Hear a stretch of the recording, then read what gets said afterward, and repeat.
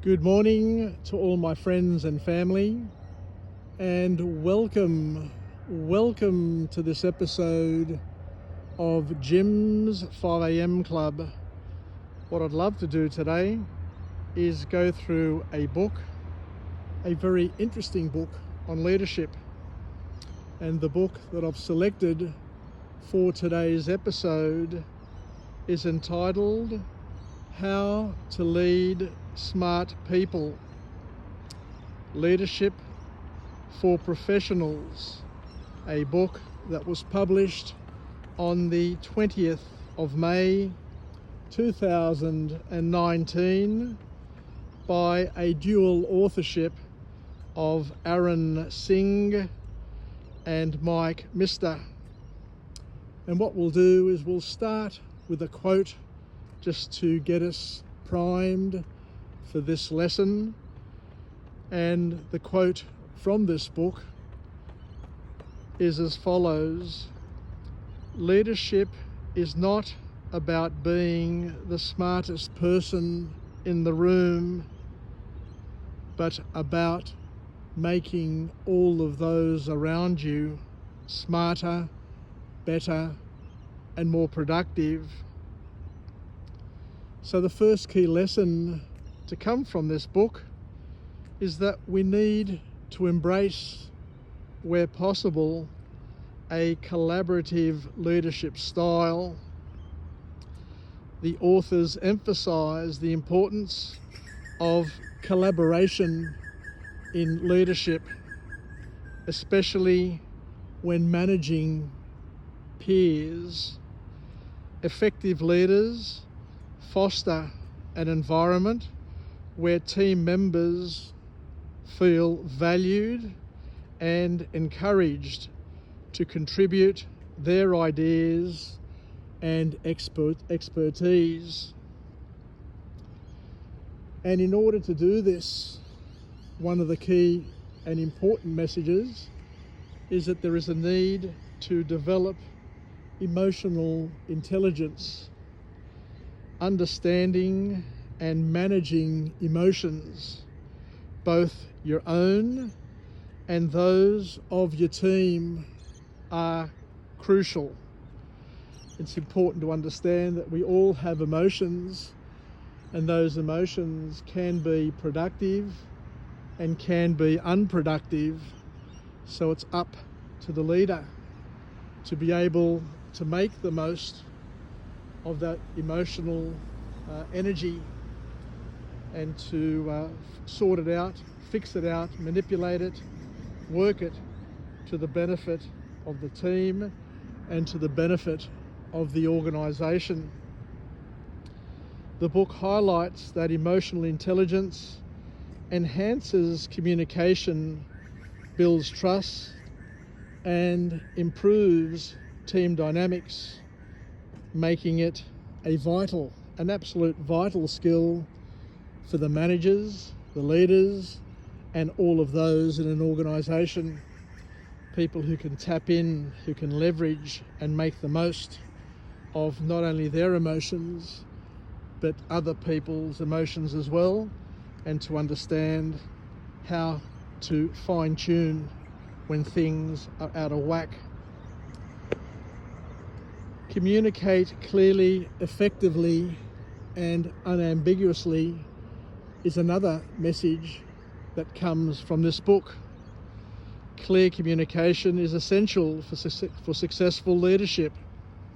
Singh and Mister stress the need for leaders to articulate clearly and unambiguously their vision and their expectations, ensuring that all team members are aligned and understand their roles. The next key point is where we look at the need to lead by example, and that includes people who are family members as well. The authors advocate for modelling the behaviour you wish to see in your team. by demonstrating integrity, accountability, and a strong work ethic, leaders can inspire their team members to adopt similar values and behaviours. We need to encourage lifelong learning, continuous learning. Promoting a culture of continuous learning is vital for team development, because we need to learn and to relearn is a key message.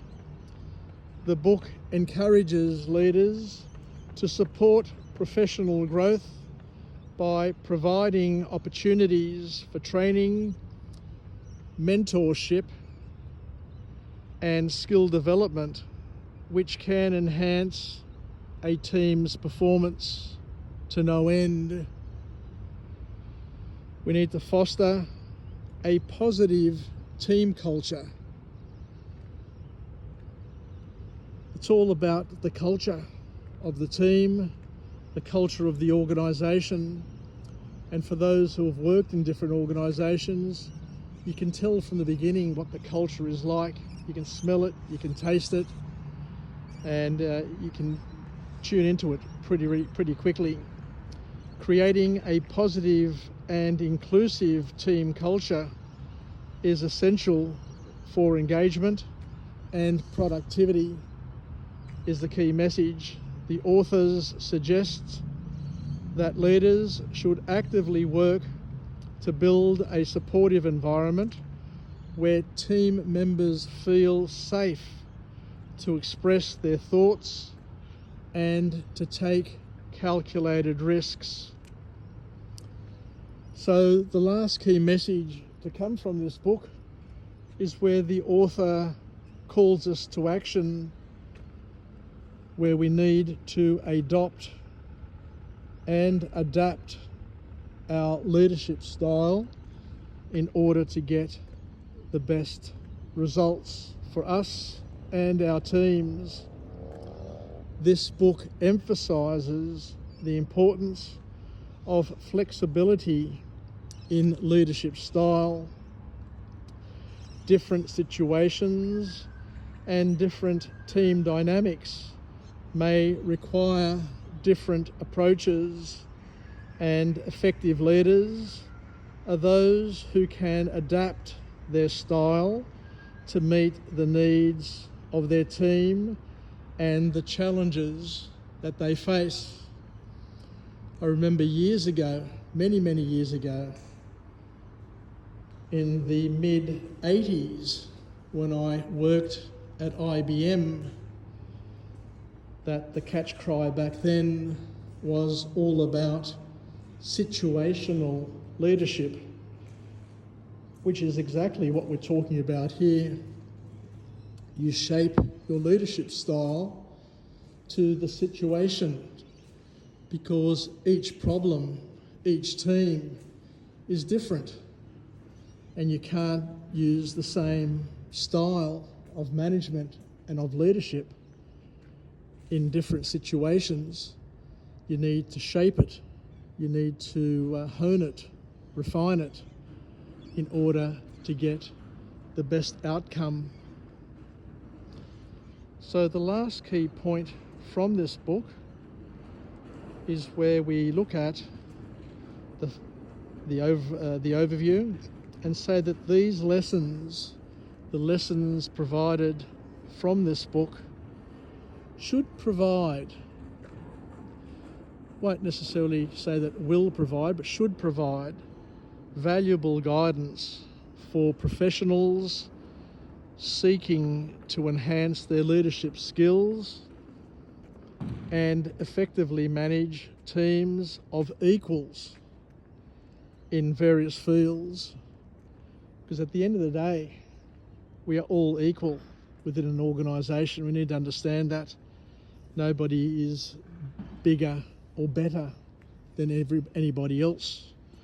We're a team of equals, but we have leaders amongst equals.